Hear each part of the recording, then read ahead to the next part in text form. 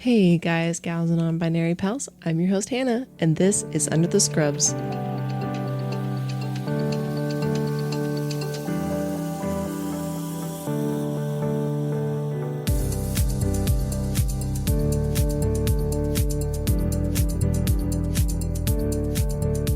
Y'all, what a wild few weeks it has been. I think the last time we left off, my sweet little angel baby had been attacked by some heathen while she was boarding. And since then, we started house hunting, right? It's been fun and exciting, and I hate it, and I'm not having fun, but I am. It's a mix of emotions. If there's one thing I have learned, though, is I love being a hater. Man, I love judging houses. You know, like you walk through some houses and you're like, what the hell is this layout? What's that backsplash? Oh my God, you call that a primary bathroom? What the hell's up with this flooring? High pile carpet is a crime. Okay, not only that, if you go to list your house for sale and you've got high pile carpet and you like haven't replaced it so I can see where you have walked with your dirty little dogs out. Ugh. Ew. I do love being nosy.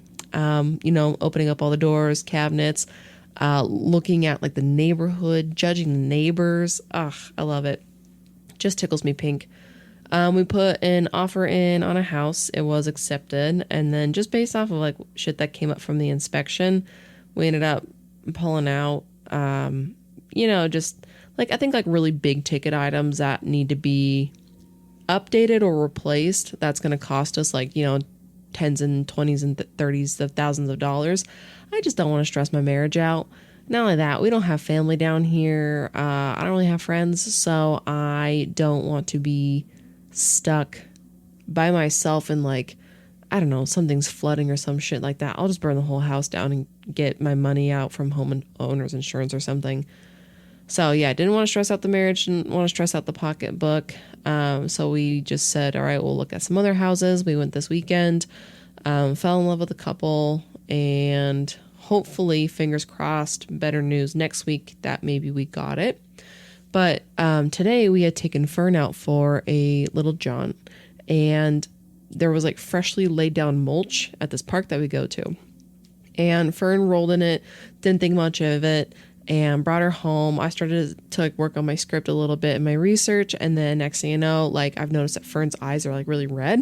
They're a little swollen, and she keeps itching them. So like I put a cold compress on. I'm calling for Chris, and I'm like, hey, maybe we need to like find medicated eye drops if we can, like maybe smoke irritation.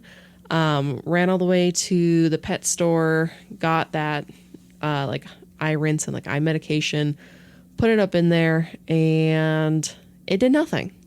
Come to find out, we slam dunked some Benadryl into her before we left to go look at houses. And then by the time we got home, we were only gone for a couple of hours, but we went to go look at, a couple homes, came back, and Chris let her out of her crate. And man, homegirl was looking rough. I mean, her eyes were almost swollen shut. Her little muzzle was kind of swollen. She just was like rubbing her face on anything and everything just to try to get some relief. So I immediately like got back up, was like, nope. I grabbed my purse. I'm like, we're gonna have to go to the vet ER. So in 2 weeks now, she's gone to the emergency room twice. Poor girl just cannot catch a break. But honestly, shout out to pet insurance. Okay. If you don't have it, you need it. Okay. Just gonna throw that out there. When she got attacked, I did submit that claim to her pet insurance.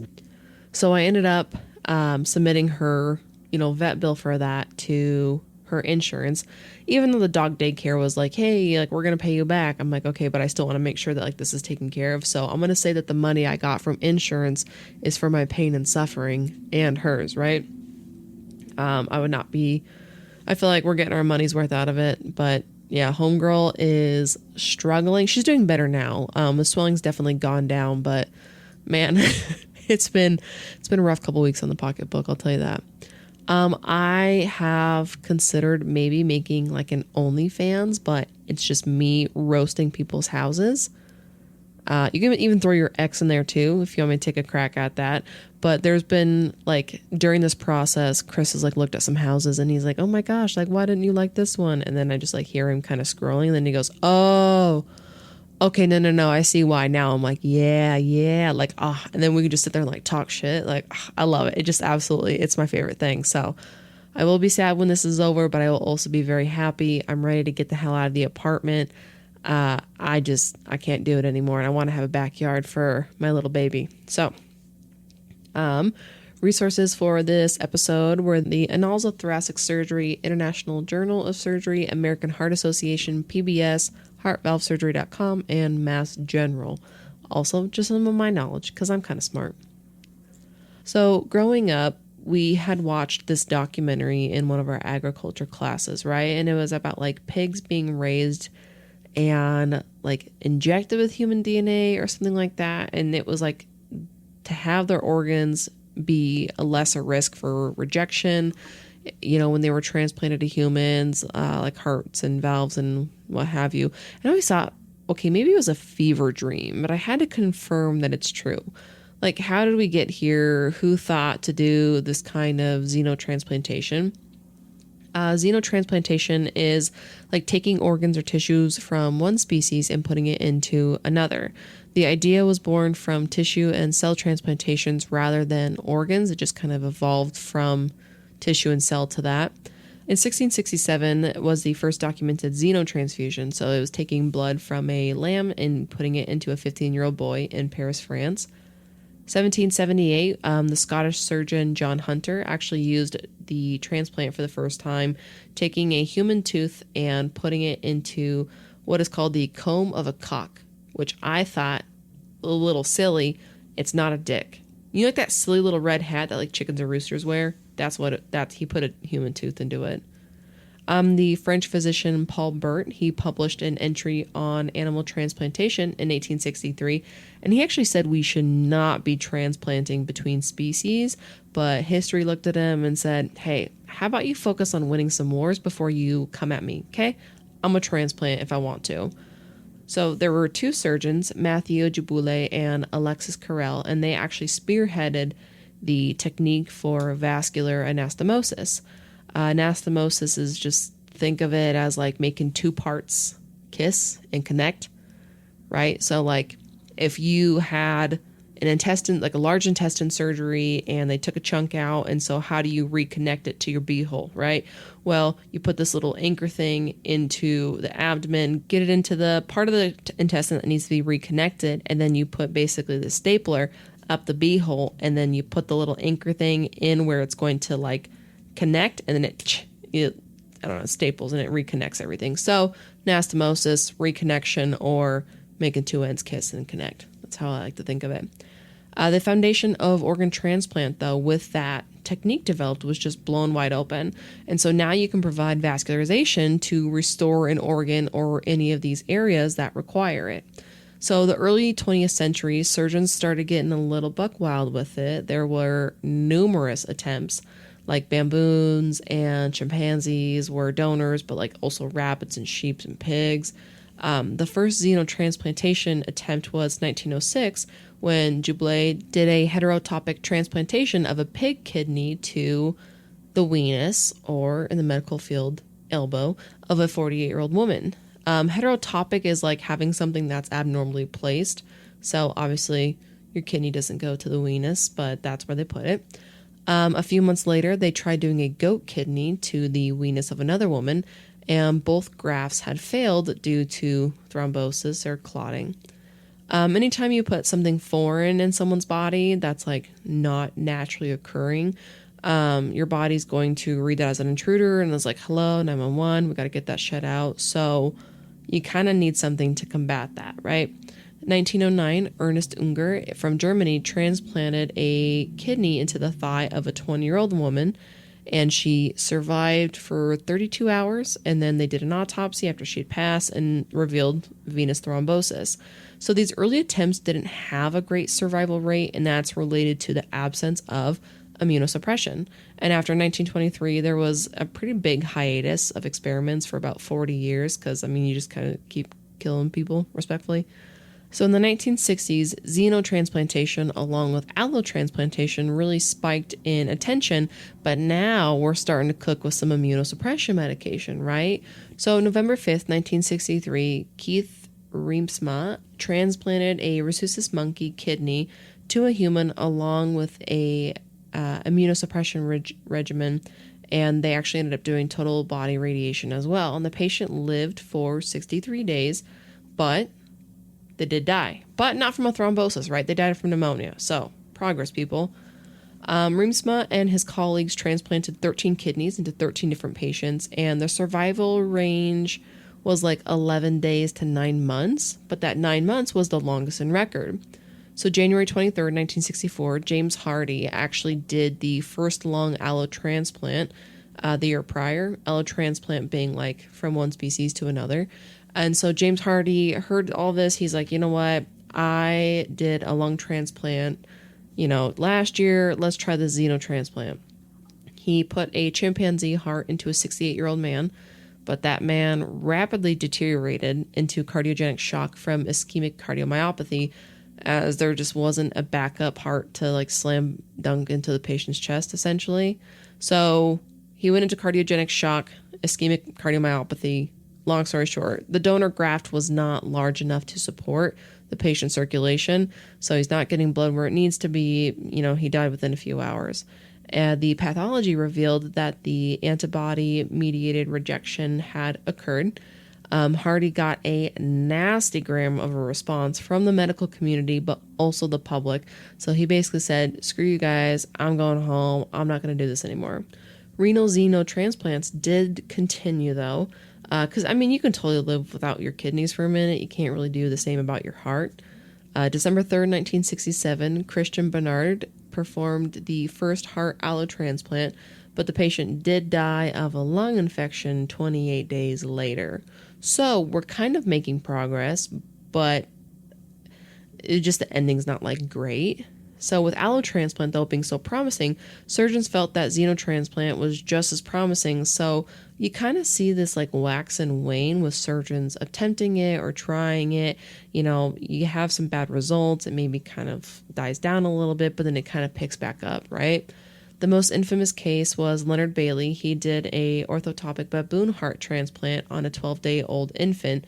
The surgery was actually successful, but the baby did die 20 days later due to rejection. So a bit of a setback in the world of xenotransplant, but there's just like a lot of anticipation that it would be immediately better with the use of immunosuppressants as that started kind of rolling out. They kind of did slow down until the introduction of tacrolimus in 1992. And that med really changed the immunosuppression game, as it's, even now used today for organ transplant to prevent organ rejection. So around this, right, we're going to enter the first genetically modified pig in 1992. That happened out in the UK. They are essentially given a human decay accelerating factor, which is a protein to inhibit complement activation in humans. Learning more about pig and human systems, the wall of unknowns kind of start coming down, which is going to start leading to success with xenotransplant. So I can only take what I'm assuming is modifying the pig genomes is relatively easier for pigs, but they're also like optimal for being the donor species of choice. They've got shorter pregnancies, shorter reproductive maturity. Feels kind of gross saying that. They have more offspring, and they have a shorter growth time to maturity. Adult pigs also match better for human-sized organs. There's a higher risk of infection transfer across species with like monkeys, but the risk isn't zero with pigs, but it's lower, right? So porcine endogenous retroviruses, or PERVs, were discovered in 1994, and they had potential to transmit between human and pig, right? So we're starting to like get some pig organs, but like, do we have some infections that are now coming from them? So in 1997, the FDA stepped in and said, hold up, pause the clinical trials until you can prove to us that PERV infection can be detected in patients. Next year, the restriction was lifted, but it was still mandated to monitor for PERV. In 1999, the FDA said that they weren't going to do any more of the primate transplants because the risk for infection was too high. So what surgeons ended up doing was they were trialing pig to primate transplant, and with that, it has to meet certain criteria before being considered safe and then trialing it on humans, right? So we have also been able to make rather large advancements with testing by using in vivo preclinical human models, which is just basically a fancy way of saying using a brain-dead decedent to run trials on, right?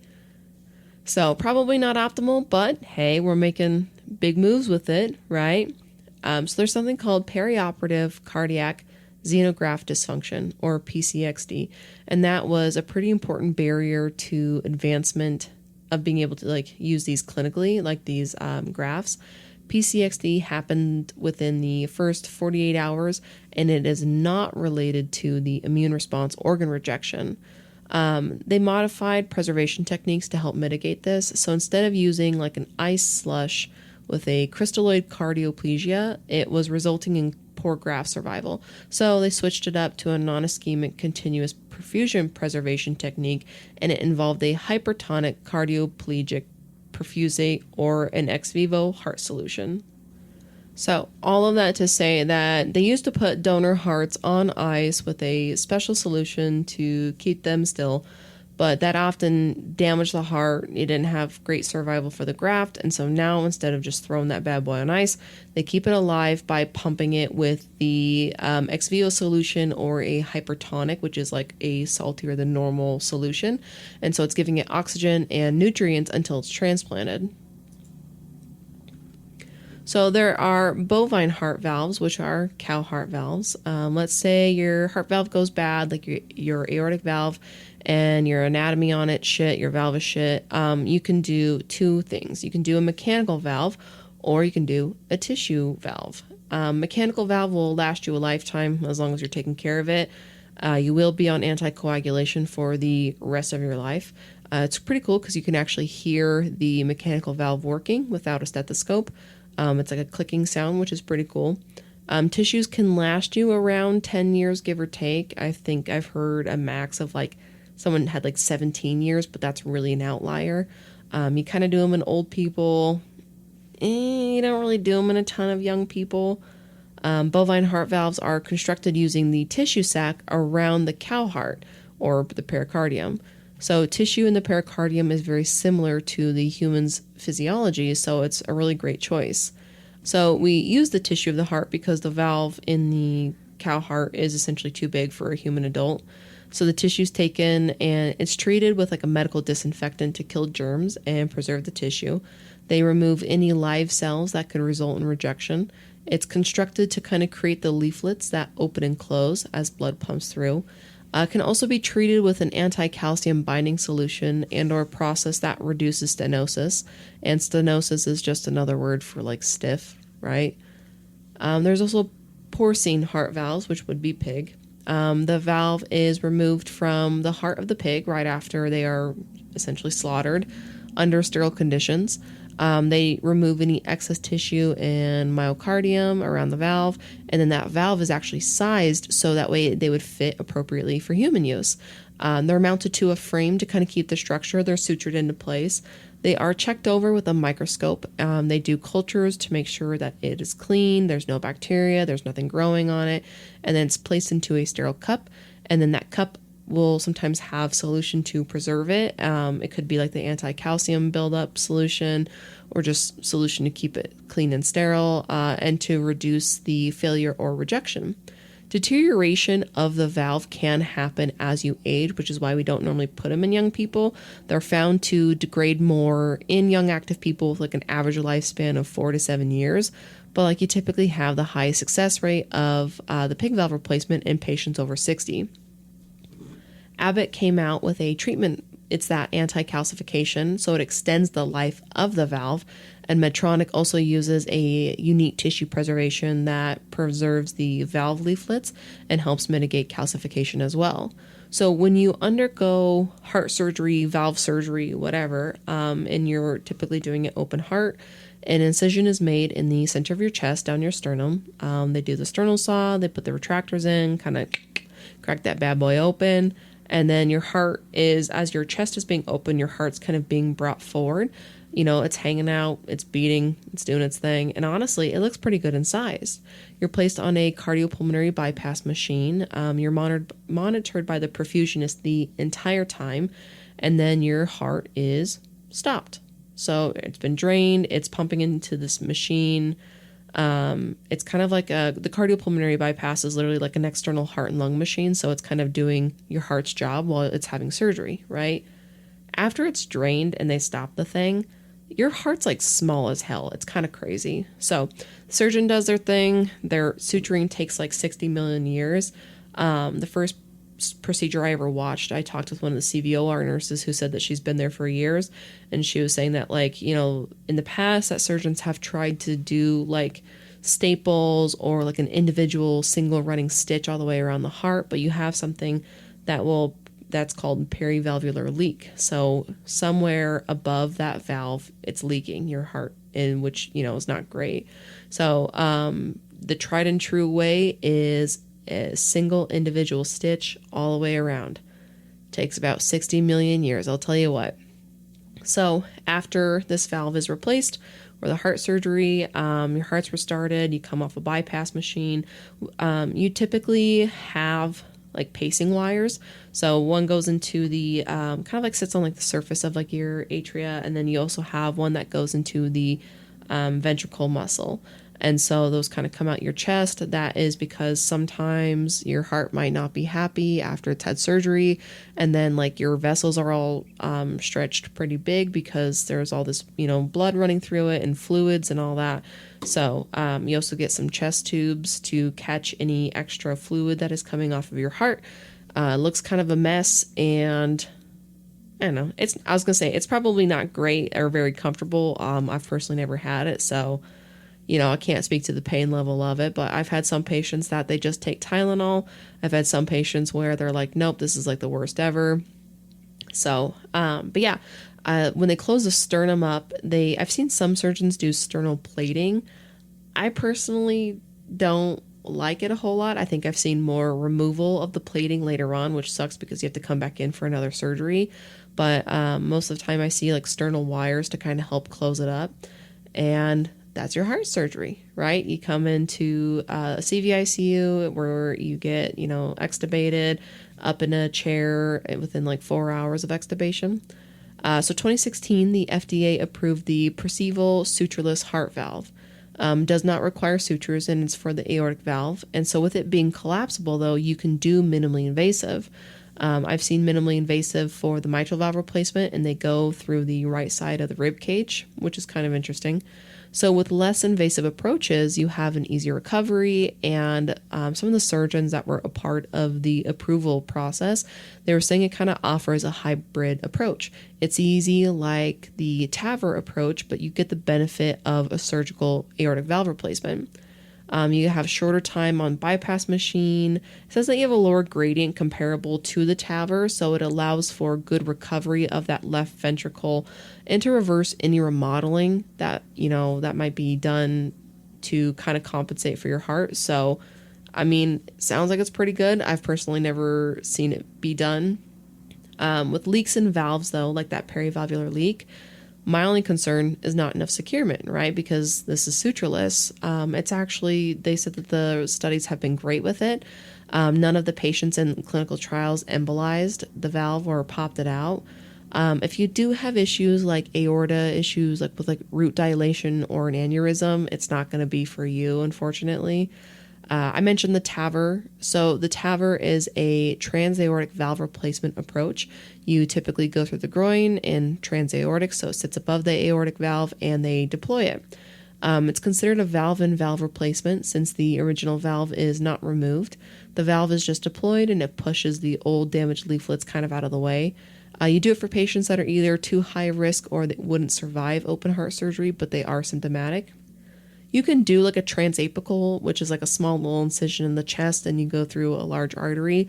I've personally never seen transfemoral, so that's like going in through the groin.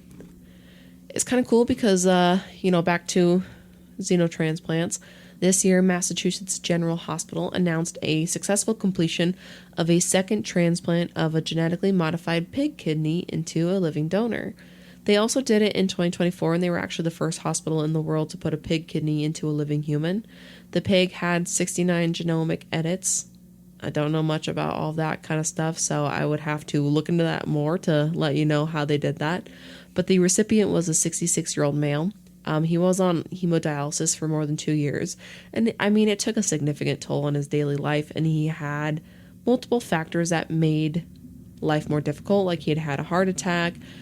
He was part of the O group blood type, and that actually significantly extends your waiting time for an organ. Patients with other blood types, they might wait 3 to 5 years, but O blood group, you're often going to be waiting between 5 and 10. Right? So the patient gets this pig kidney and he's revitalized, he's rejuvenated, he's been born again. It's a miracle, and he's living his best life. The most current xenotransplants into patients are done so under what they consider like a compassionate use. You have to get approval by the FDA for when patients have serious life-threatening illnesses or conditions to access experimental treatments when no comparable options are available. So December of 2024, MGH had received approval from the FDA to proceed, and they actually plan to do 2 more of these transplants this year. I mean, the future of organs is more than likely through xenotransplant. I know we talked last time about organ donation and procurement and just kind of how difficult it is to get organs or to even like actually qualify for donation. So I think being able to move forward with xenotransplant, I mean, you're just moving medicine into a new world, and you're just opening up all new possibilities. And I really hope in my lifetime that this is something I get to kind of see come to fruition. If there was a way to get organs for patients that are on the list for years, right, an organ so they can start living their life, I'm all for it. Hell yeah, brother. You know, hemodialysis, like for end-stage renal failure patients, it's such a bitch to commit to. And it's not like you really have a choice, right? You might be able to do peritoneal dialysis for an extended amount of time, but sometimes, most of the time, you're ended up converting to HD. So for 3 days a week, for 4 hours, you're going to sit in a chair. You're going to have your blood funneled out, cleaned, put back in. And like, you're always going to hear those patients are cold. Okay. It sucks. You know, you want to travel? Nope. You would literally have to arrange a dialysis treatment wherever it is that you're going. Like, you'd have to call them and be like, hey, yo, do you have a seat for me? I usually sit Tuesday, Thursday, Saturday. I'm going to be there Saturday. Do you have a spot? And so you're literally hoping that they have a seat. You get approval for travel. You have to, you know, talk with your doctor about it to make sure that they're Gucci with it. I mean, that just shit's insane. And so this isn't really something too that you could skip, where you're like, I'll just skip a treatment. I mean, you're really tethered to the area, which is kind of my nightmare. So if it's that or get a pig kidney, oink, oink, buddy, like slap that thing into me, because I want to live my life. I honestly don't think I'd have an issue receiving an animal organ, but I think it'd be kind of cool if you just asked me. So that is xenotransplant. I've had my fair share of experience with 2 different types of like the porcine and the bovine tissue valve replacements. I think it's really interesting. I think they look kind of silly or a little weird, but I mean, it's a really cool thing. I'm hoping to, like I said, be able to see more in my lifetime. Next time we talk, I hope to have better updates on all the bullshit. I swear to God, if Fern has to go to the vet ER, I'm going to scream. But I hope to have, better news, and that I'm crying because we finally got into a house, and I'm not going to have to listen to road noise anymore. And I don't have to be mindful of my recording schedule because I don't have to worry about the bar across the street and the shitty karaoke that people are singing making it into the background. And it's going to be quiet. So prayers, good vibes, thoughts, whatever you believe in, send our way. And I will see you guys next Tuesday. Okay, love you. Bye.